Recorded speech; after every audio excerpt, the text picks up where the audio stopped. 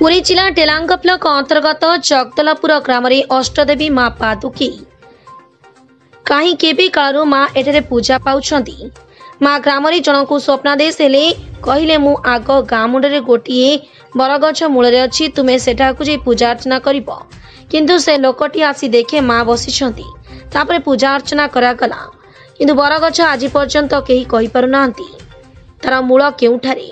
विश्वास अच्छी माँ रो अलौकिक शक्ति एमिति जेतेबेले जेउठी डाकिले जेते बड़ विपद रे पड़िले माँ को डाकिले से ठिया हुए। आज को 5 दिन धरी एई जागारे पाला परिवेषण करा जाउछि। बहु दूर दूरांतरु पाला गायक माने आसी पाला परिवेषण करिथांती। गायक माने कुहंती आमे माँ पादुकेईक पाखकु आसी धन्य मने करूछु। आखपाख अंचलरू हजार हजार संख्यार भक्त माने आसीथांती एवं विशेष भरोसा करी मानसिक रखिथांती। आसंतु कौन कहउछंती सुनिपा। ए माँ को कालू एटी अधिष्ठात्री बरगछ मूले थिले। ए बरगछ मूलर ऐतिह्य अच्युतानंद मालिकार वर्णित होइछि। 13 जन्म शरण में उद्धत होइछि। आपण से बरगछ एक लोटणी बरगछ मारिकी रहिथिला एवं तारी मूल माँ थिले। माँकर आविर्भाव कौ काल रही ताहा केही कहि परिबे नाही एवं तार अनुकूल तार आशीर्वाद रे ये महोत्सव चली। अलौकिक शक्ति एभली अच्छी। माँ को जो भक्त मैंने जिते डाकी से निश्चित तार साहाय्य पाई तार आशीर्वाद पाई। गोटे पारंपरिक सांस्कृतिक अनुष्ठान आर ये केबे बंद हैनी एवं केबे भी बंद हब नाही। ये जो गायक आसती आम सब बछा बछा गायक आणु कहीं ये अंचल ये गोटे डाकाहाक सांस्कृतिक कार्यक्रम एठे पाला परिवेषण हेले ये कोण अनुकोण आखपाख प्राय 10-15 किलोमीटर दूर लोक पाला परिवेषण शुणापी आसती। दीर्घ दिन स्वप्न थिला, दीर्घ दिन है शुणी आसुली।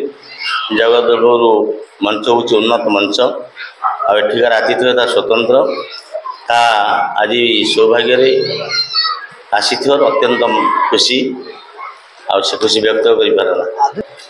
आधुनिक जुग निश्चित भाव में पाला प्रति व्याघात आनी कि जानिबा व्यक्ति से पाला ठारू दूरे जाउछन्ति। सब मोबाइल माध्यम अनुभव करुछन्ति। युवपीढ़ी पाला गायक को मुझे कहबी मीडिया जुगरे मोबाइल रे जो भाइराल कर जो शो पाला से पालार उचित वार्ता दिंतु। अनेसरी पाला करी युवपीढ़ी को डाइवर्ट करवा यह समीचीन नुहे। एमती किसी पाला आसूची भाइराल होची जो पाला बापा झी माँ भौणी भाई भाई बसी देखिपारे जहाँ मंच पर उपभोग करपारती से भली प्रकार पाला परिवेषण न करूँ एवं युवपीढ़ी आगे आसतु यहाँ परिमार्जित करने ए संस्कृति को अभिवृद्धि करने आप्राण चेष्टा करने उचित ये मोर से आज विषय वस्तु कौन है? आज विषय वस्तु मोटे स्वतंत्र विषय वस्तु करने जाऊँगी। I will define about 5 downtrodden and neglected ladies of Ravan ethic. मैं इंग्रजी रामायण किसी आश्रय नहीं 5 जन भर्षिता लांछिता निष्पेषिता नारी मानकर चरित्र रे थिबा सामाजिक चेतना कौन अच्छी ताकू परिप्रकाश करिवार अभिलाष रही।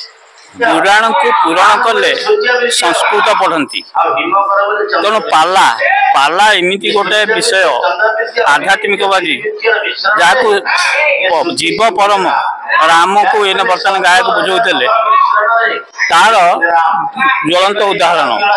तेणु पाला को छाड़देले संस्कृति आ बंची पार ना।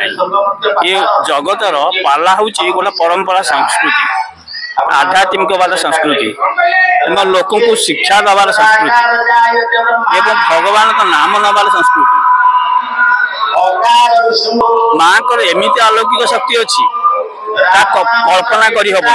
ये पाला कौ काल अनुष्ठान भंडा मसला पाला ये कौ दिन पाला ये बरगछ मुख साखी तार नाही मूल तार चेर दिहरे से बड़ी बड़ी चली केते सौ वर्षर गछ से कहीं भी कही पारे ना। तेणु ये पाला केते दिन अनुष्ठान आम पूर्वपुरुष आम तृतीय पीढ़ी चतुर्थ पीढ़ी भी कही पारि ना। तेणु ये पाला हूँ गोटे सर्व पुरातन अनुष्ठान।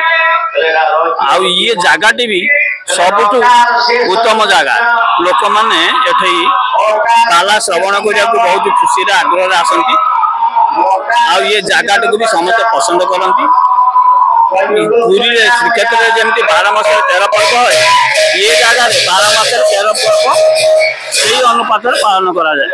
शुणु एतर पुराण अच्छी गोटे पंचपड़ा पंचग्राम पंचमुंडिया ये 5टा गाँ कालुपड़ा मोटरी आंकोई बातल कुमुडाल एमाने संश्लिष्ट ये पाला दिहे एबे जेते अनुष्ठान हेले भी सुधा सर्व पुरातन अनुष्ठान यही जगदलपुर पाला बहुत पाखापाखि 40-50 किलोमीटर लोक भी आसिक अपेक्षा करते पाला श्रवण करते लोक गाँधी और केते लोक राति भी से पाला पेंडार विश्राम लेकर भोर भोर घर को जाते। यहीटा पाला आमर 27 तारीख आरंभ हो 2 तारीख शेष हो आमर 7 दिन व्यापी बादी पाला अनुष्ठित हुए। पुरीर ब्यूरो चीफ को रिपोर्ट संघर्ष टीवी।